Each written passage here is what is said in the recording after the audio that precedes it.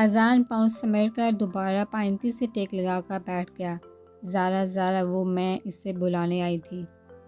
سارا نے گھبرا کر وضاحت دی، وہ تو دکھ رہا ہے مجھے۔ اس کے لہجے کے ساتھ آنکھوں سے بھی شعلے پھوٹے تھے۔ سارا یوں کھڑی تھی جیسے زارا کی مجرم ہو۔ کھونے سے پہلے یہی لگتا ہے کہ کھونے کا حوصلہ نہیں، مگر کھونے کے بعد سمجھ آتا ہے کہ سارا حوصلہ تو ہمارے اندر پہلے سے ہی موجود تھا۔ اس کے لہجے میں کوئی لچک نہیں تھی۔ شعلہ وار نگاہوں سے دونوں کو دیکھتی اور دروازے کو ٹھوکر مارتی باہر نکل گئی۔ اذان نے نظر اٹھا کر دروازے کے پاس کھڑی زینی کو دیکھا کہ میں نے کہا تھا جذبات اور احساسات سے زارا کاظمی کا کوئی لینا دینا نہیں ہے۔ زینی نے جاتی ہوئی زارا کو دیکھ کر سر نفی میں ہلایا کہ وہ جان ہی نہیں پائی اس کے پاس رہنے والی اس کی بہن زارا اتنی کٹھور کب ہو گئی۔ زینی کا پلان ایک فیل ہو چکا تھا، مگر اس کے پاس پلان بی بھی تھا، سالاڑ کا بتایا ہوا پلان، جو اب ساری بازی پلٹ سکتا تھا۔ زینی زارا کے کمرے میں آئی تو وہ پارلر جانے کے لیے سامان بیگ میں رکھ رہی تھی۔ ایک سرسری سی نگاہ زینی پر ڈال کر وہ پھر سے اپنے کام میں مصروف ہو گئی۔ تم ایسی تو نہیں تھی زارا؟ زینی نے کہا، کیسی نہیں تھی میں؟ وہ اس کے سامنے آ کھڑی ہوئی۔ وہ آپ کی بہن ہے زارا، اس کی خوشیاں اس تک پہنچانا آپ کا فرض ہے، نہ کہ ان خوشیوں کو چھیننا۔ زینی نے اسے سمجھانے کی اپنی سی کوشش کی تھی، اور تم میری بہن ہو، میری خوشیوں پر خوش ہونا تمہارا فرض ہے، نہ کہ کسی اور کے مقدمے لڑنا۔ زارا نے دو بدو جواب دیا، آپ کی خوشی خدا کی قسم، اگر آپ کی خوشی اذان ہوتا تو میں بہت خوش ہوتی، مگر اذان آپ کی ضد ہے زارا، اور ضدوں سے خوشیاں حاصل نہیں ہوتی۔ زینی نے کہا، کیا چاہتی ہو تم پھر؟ زارا نے اکتا کر کہا، اذان سارا کا ہے تو اسے سارا کا ہی رہنے دے، تم اذان سے بہتر ڈیزرو کرتی ہو۔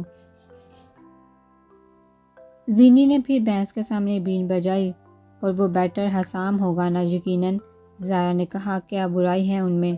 زینی نے پوچھا، میں پوچھتی ہوں کیا اچھائی ہے اس میں؟ زارا نے کہا، تو آپ اپنا فیصلہ نہیں بدلیں گی؟ زینی نے اس کی طرف دیکھا نہیں۔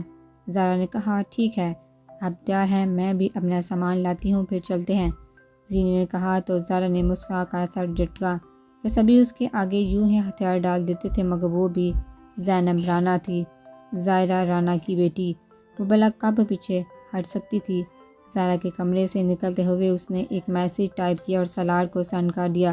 وہ پچھلے لان میں بیٹھی تازہ ہوا سے لطف اندوز ہو رہی تھی۔ یہ وہ جگہ تھی جہاں اس کی زندگی کے 6 سال درد اور تکلیف میں گزرے تھے، اور یہ وہ جگہ بھی تھی جہاں اس کی زندگی کے 18 سال ہنستے مسکراتے اور شرارتیں کرتے گزرے تھے۔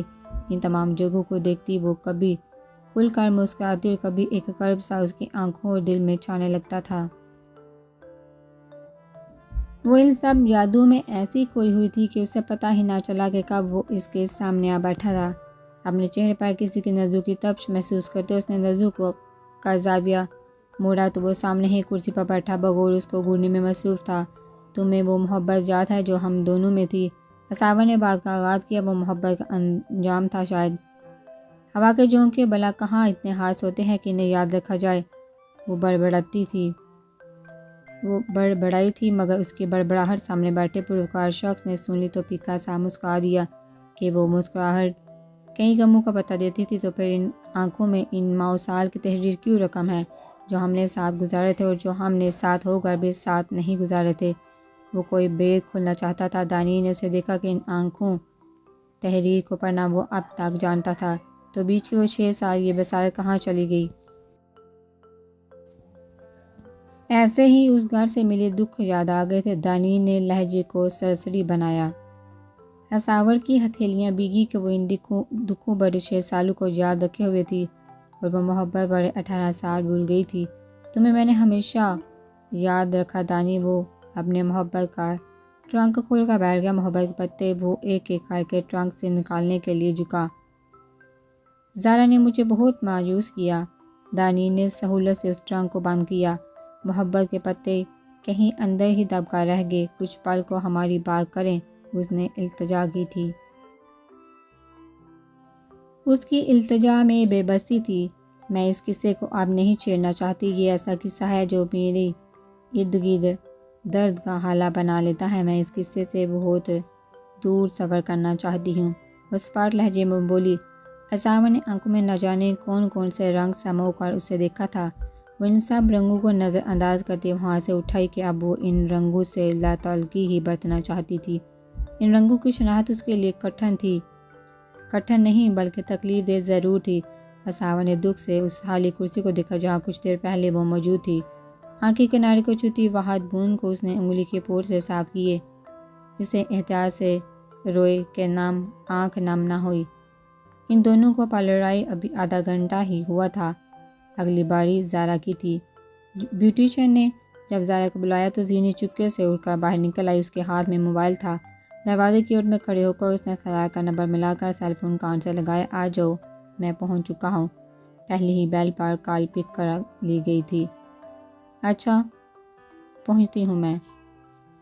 احتیاط سے کال منقطع کرتی وہ دوبارہ اندر واپس آئی۔ کتنا وقت لگے گا؟ لہجے کو سرسری بناتے ہوئے اس نے بیوٹیشین سے پوچھا۔ 2 گھنٹے۔ بیوٹیشین پروفیشنل مسکراہٹ کے ساتھ بولی۔ میں تو آدھے گھنٹے میں تیار ہو جاؤں گی۔ زارا تم کچھ کھاؤ گی؟ میں باہر جا رہی ہوں زارا۔ وہی عام سا لہجہ جس سے کوئی آنے والے وقت اندازہ نہیں کر سکتا تھا۔ ہاں، برگر لے آنا میرے لیے، وہ جلدی آنا، زارا بند آنکھوں کے ساتھ بولی۔ اس کے چہرے پر کوئی لیپ لگایا ہوا تھا۔ زارا کو بتا کر وہ پارلر سے باہر نکلی۔ وہ دونوں ڈرائیور کے ساتھ آئی تھی اور ڈرائیور کو واپس بھیج دیا تھا۔ واپسی پر انہیں حسام لینے آنے والا تھا۔ ایک ٹیکسی روک کر زینی بیٹھی اور نزدیکی ریسٹورنٹ میں چلی آئی۔ تھوڑی دور ہی اس سے سالار بیٹھا نظر آیا۔ زینی کی طرف اس کی پشت تھی۔ اس نے الٹی پی کیپ پہن رکھی تھی۔ بلو رنگ کی شرٹ اس نے پہنی ہوئی تھی جس کے بیک پر ریونج ایوری تھنگ لکھا تھا۔ زینی تھوڑا جھجکی کہ وہ فون پر تو اس سے بات کر لیتی مگر فیس ٹو فیس پہلی ملاقات تھی۔ اپنے دھڑکن کو نارمل کرتی وہ اس کی طرف بڑھی۔ ہائی، آئی ایم زینب رانا۔ وہ ہلکا سا مسکرائی۔ میں نے پہچان لیا۔ وہ مسکراتا ہوا اٹھ کر کھڑا ہوا۔ شہد رنگ آنکھوں اور سفید رنگت والا وہ ایک ہینڈسم لڑکا تھا۔ اس کی شہد رنگ آنکھیں زینی پر ٹھہر کر رہ گئی تھی۔ اس کی آنکھوں کے رنگ دیکھ کر زینی کی نظریں خود بہت جھک گئی۔ سالار نے بے ساہتا اس کے گالوں پر جھولتی ایک لٹ کو چھو کر کان کے پیچھے سالار کو یکدم شرمندگی نے آن گرا تھا کہ زینب کو برا لگا۔ I am sorry. وہ ابھی مزید کچھ کہتا مگر زینی کی نظروں کو کہیں اور پا کر وہ پلٹا۔ سامنے سے حسام آ رہا تھا اور زینی اس کو دیکھ کر بدک گئی تھی۔ سالار کو یک لحظت بہار نے آن گرا تھا۔ حسام بھائی، یہ ہے میرا دوست سالار۔ حسام پاس پہنچا تو اس نے جلدی سے سالار کا تعارف کروایا۔ شاید میں آپ سے پہلے مل چکا ہوں۔ سالار کی آنکھوں میں ہلکے ہلکے پہچان کے رنگ ابھرے تھے۔ نہیں، میں پہلے آپ سے کبھی نہیں ملا، سالار نے کہا۔ ہو سکتا ہے۔ حسام کندھے جھٹکتا کرسی کھینچ کر بیٹھ گیا۔ ٹیبل پر لیپ ٹاپ اور 2 موبائل پڑے تھے جنہیں لیپ ٹاپ سے کنیکٹ کیا گیا تھا۔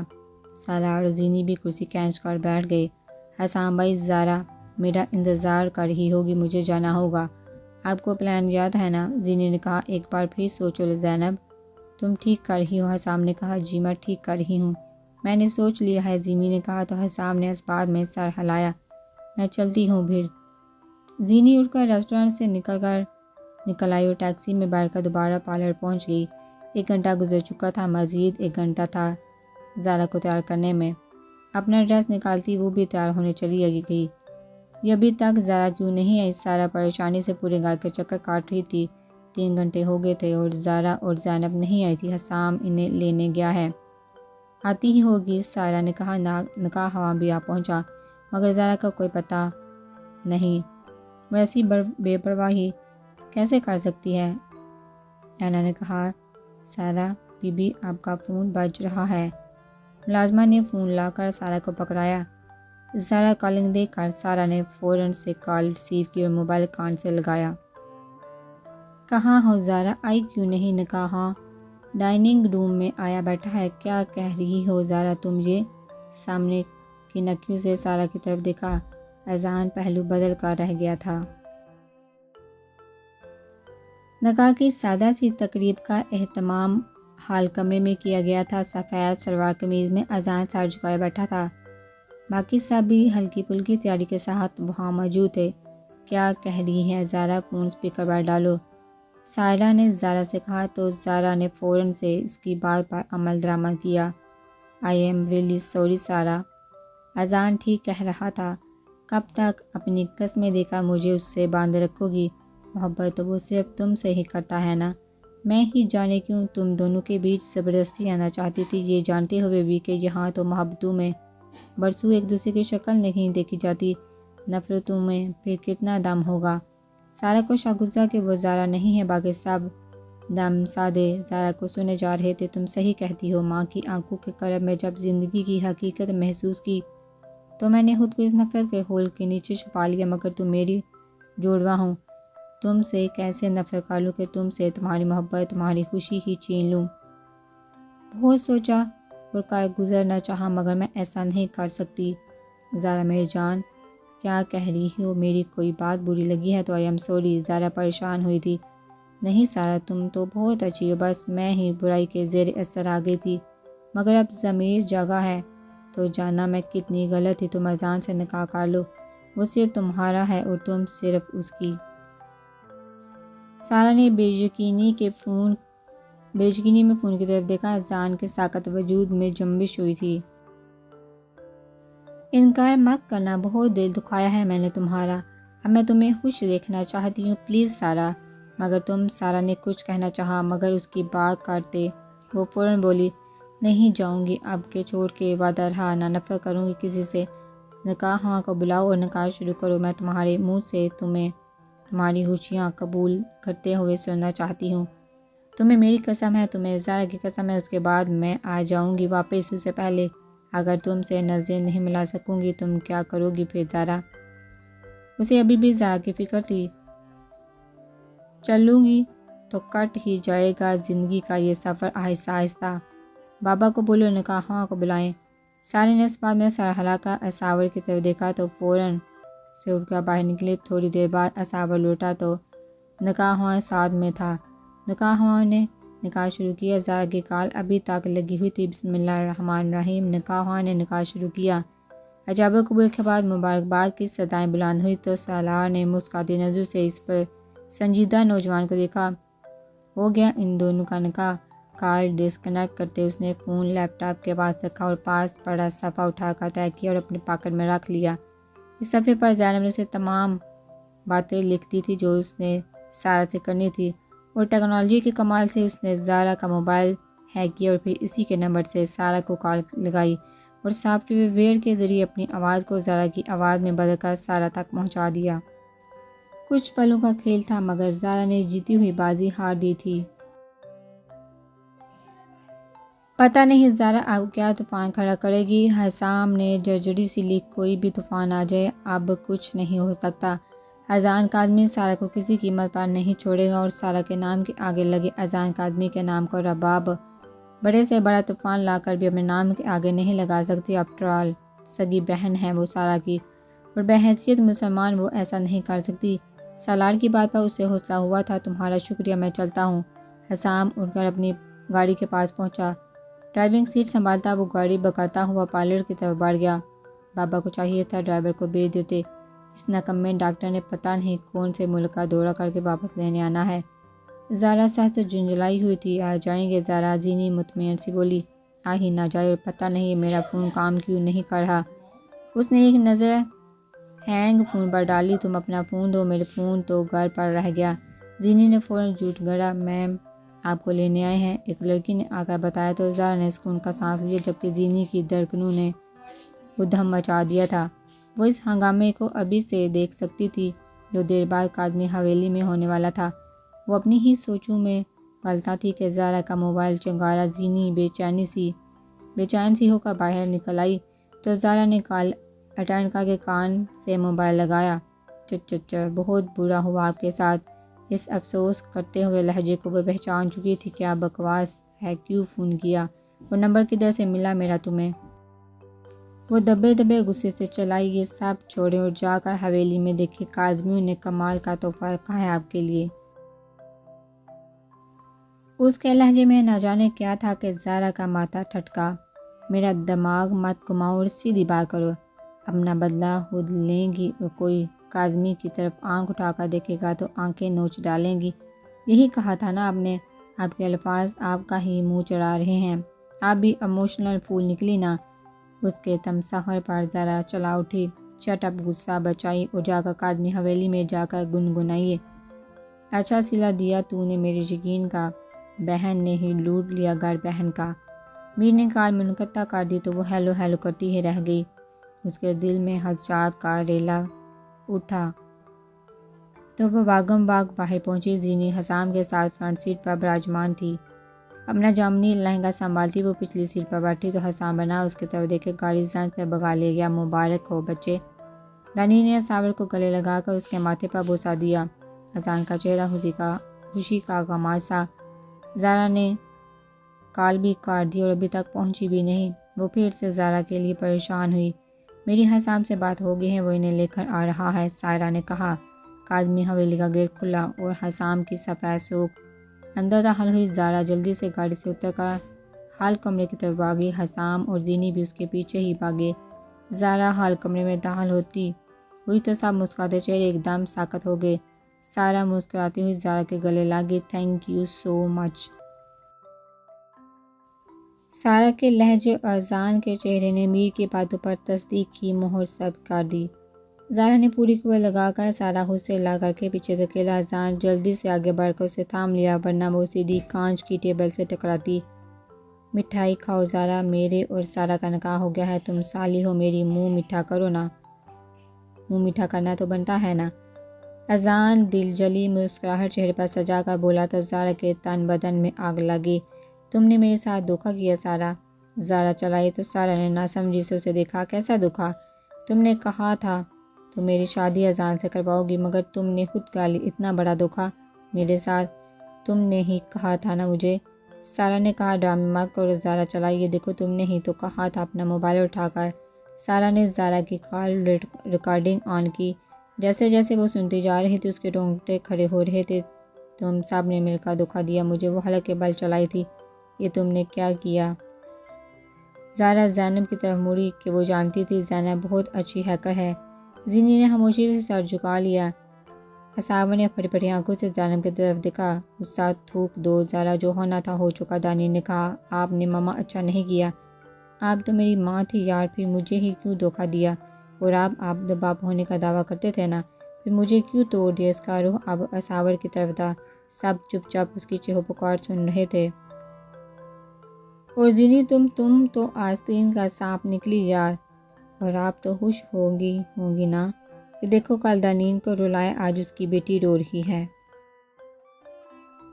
مل رہا ہے نا سکون۔